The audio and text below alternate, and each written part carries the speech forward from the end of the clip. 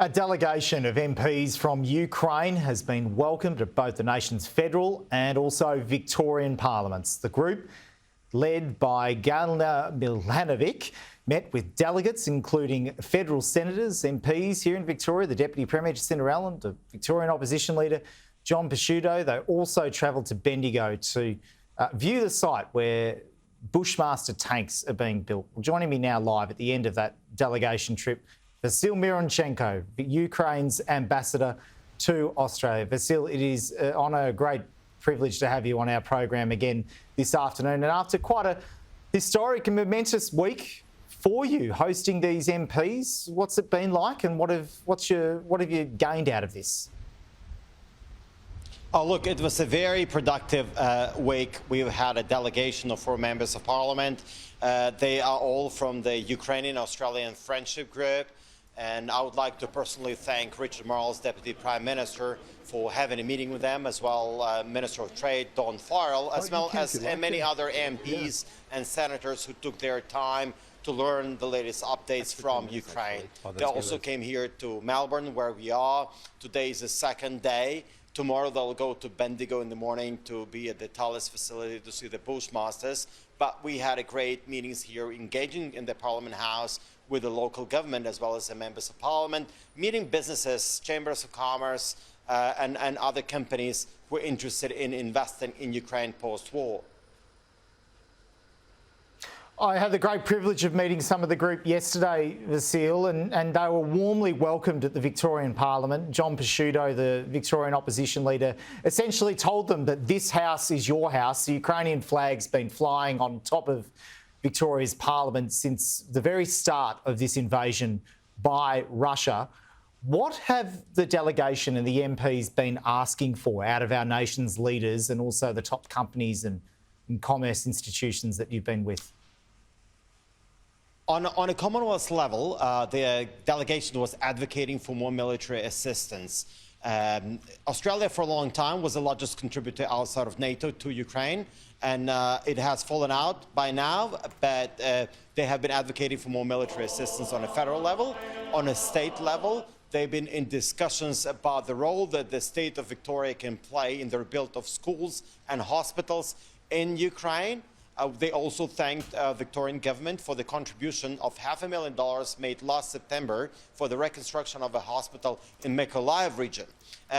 Also, they had a meeting with Project Victoria, where they talked about project management of the large infrastructure projects. But the call to the regional government was primarily related to the assistance which could be provided with a rebuild and fast recovery in Ukraine to make sure that Ukrainian refugees, and we have 5 million of those who left, primarily women and children, could come back to those towns and cities in Ukraine. And for that, they need to have hospitals rebuilt and schools rebuilt. And they've been asking the Victorian government to assist with that. Tell me more about that in terms of the schools and the rebuilding and what the Victorian government and Victoria is committed to. How will that work? Oh, look, there are different ways how that could be done. Well, firstly, there could be some allocated money for specific schools in specific cities that could be allocated by the state government. Also, the money could be raised here greater from the people of Victoria or from the people of Melbourne. And the call could be made for the fundraising campaigns, and that it could be coalesced by the regional government, by the municipality, by the Ukrainian community as well in the city. And I've seen a great deal of interest to help Ukraine post-war. And this is something that I'm working here as an ambassador on a national level. During the meeting between Prime Minister Albanese and President Zelensky last July, we talked about reconstruction, and Prime Minister has encouraged me to engage with regional governments to make sure that they are all involved in that. Once the war is over, we repel the Russians, restore the sovereignty, and can start rebuilding the country.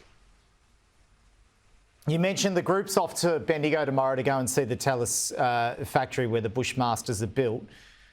I guess you would hope that you could just jump in. Well, I don't know whether you'd want to jump in them at the moment, and you can't drive them to Ukraine, but I think you'd like to see a few of those vehicles head straight over there, wouldn't you?